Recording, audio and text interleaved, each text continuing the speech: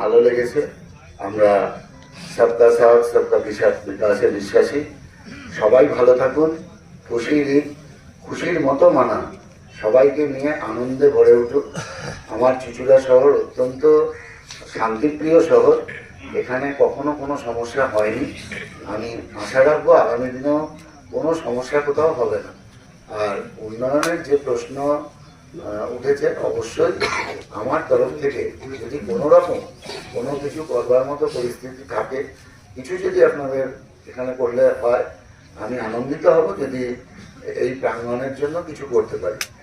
আমাদের মধ্যে আমাদের মাননীয় ডিএম সাহেব মহোদয় উপস্থিত আছেন, তাকেও আমি ঈদ মোবারক জানাই। আমাদের সিআইসি আছেন এবং সকল আমার যত ধর্মপ্রাণ মুসলমান ভাই আছে সবাইকে আমি এই বিধানসভার পক্ষ থেকে ঈদ মোবারক জানাচ্ছি। নমস্কার।